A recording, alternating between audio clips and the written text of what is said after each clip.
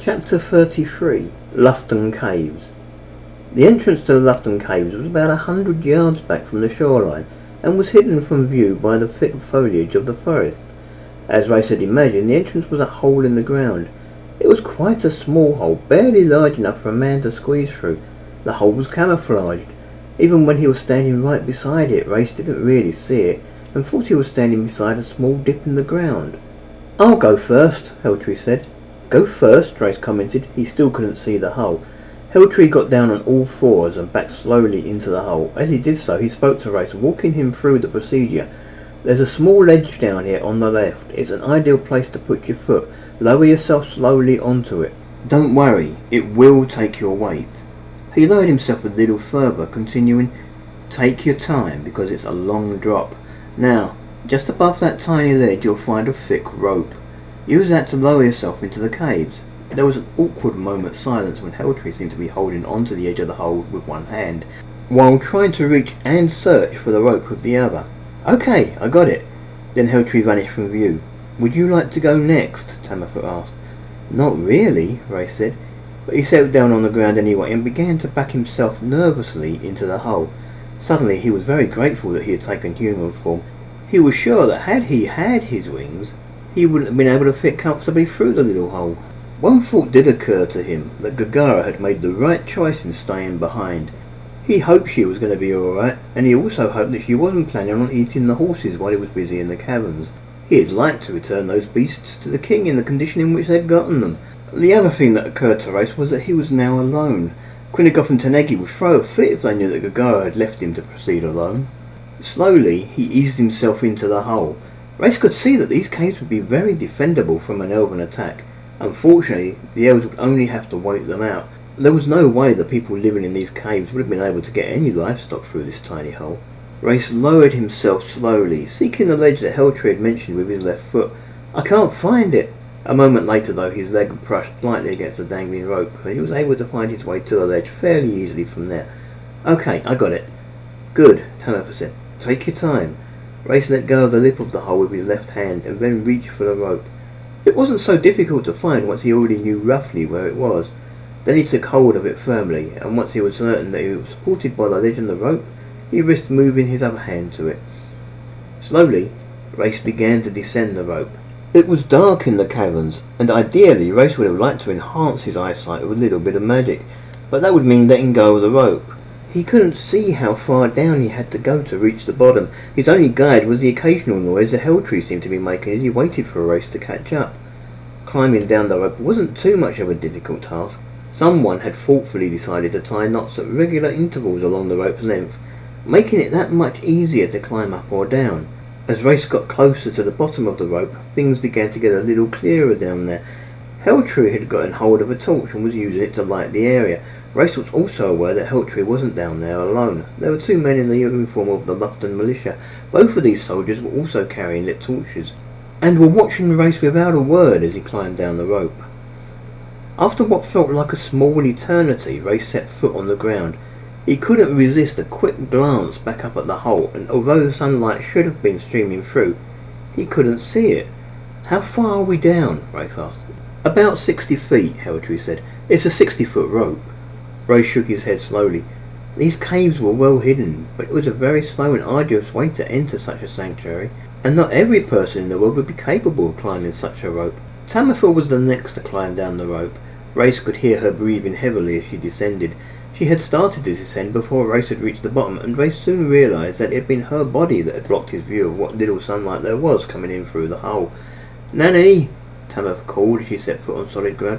"Right behind you," Movioletta replied. It wasn't too long until she too had joined them in the passage. Race looked back up at the tiny hole through which they had entered the cave system. 6,000 people? How'd you feed them all? "With difficulty," Heltree confessed. "We do what we can, but most of the food we get hold of has to go to the fighting men. What little is left is shared among the general population, but for most people that equates to no more than a handful of grain a day. The people down here are starving." Race felt horrified at the revelation. He looked at Tamitha. "I thought you said everyone here was being trained to fight." "Did I say that?" Tamitha said with an innocent look on her face. Then she changed the subject completely. Let's not hang around here. I'm sure you'd like to be shown the rest of our hideout. Heltree led the way. The two guards who had been on duty at the bottom of the entrance hole stayed at their posts, leaving just the four of them to continue into the heart of the Lufton refuge. How big is this mine? Race asked. He couldn't help noticing just how smooth the walls on either side of the passage were. I don't think anyone has bothered to find that out. I just know it's large enough to house us all. We've added a few extra passages to the mine since we moved in to make travel from one area to another that much easier, Tamitha explained. This passage was originally very low and barely wide enough to crawl through. That was back when we had enough food for everyone, Movelito explained.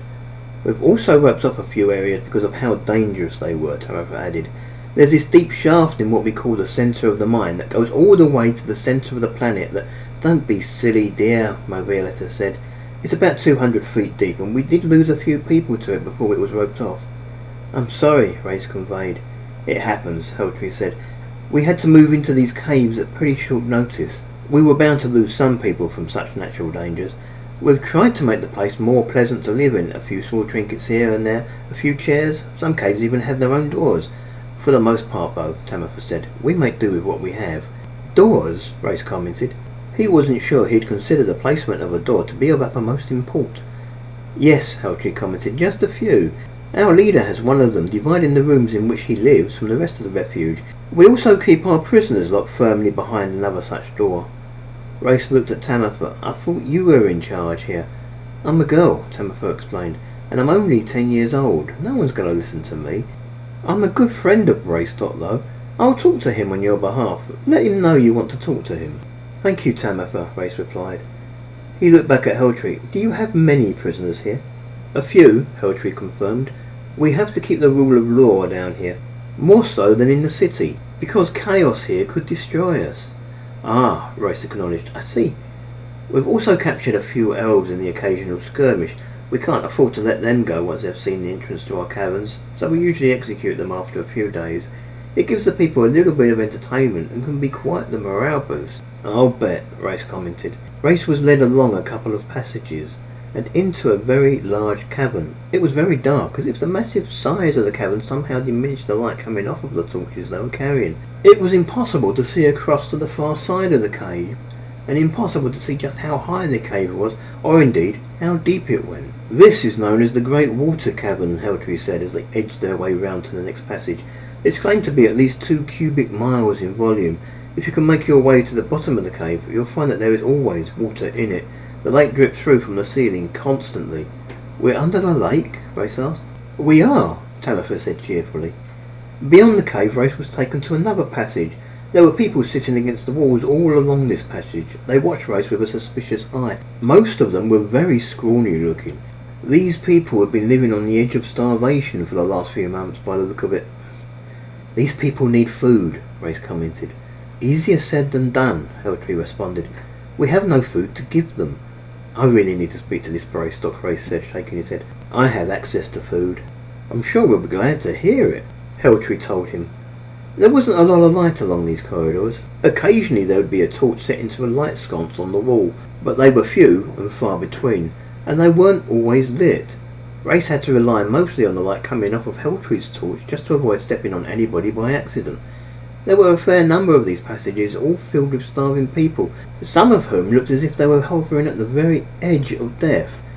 There were also a number of small caverns in which families had gathered. There were usually several families to each cave. Everyone was just sitting around waiting for their next handful of grain, or for death to come and claim them. Race walked past them sadly. This was no way to live.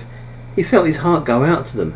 He thought they'd had it bad in the encampment, but at least there they had been fed quite regularly.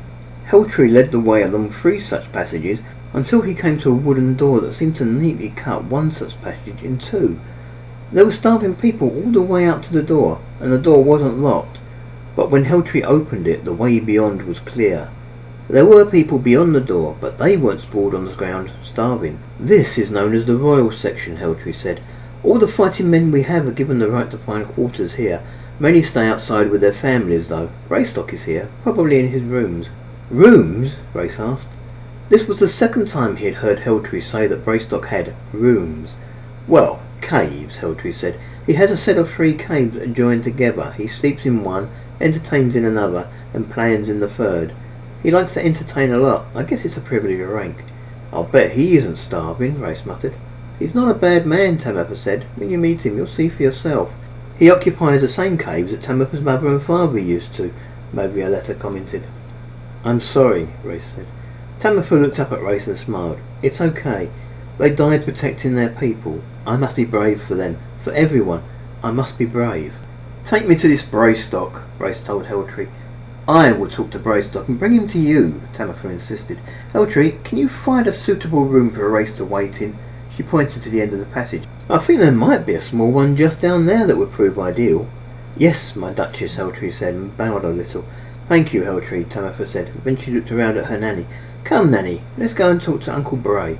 Movioletta gave Race one more, perhaps slightly suspicious look, and then followed Tamatha along the side passage and out of sight. Race was left with Heltree. Come, Heltree said, I will find you a room to wait in.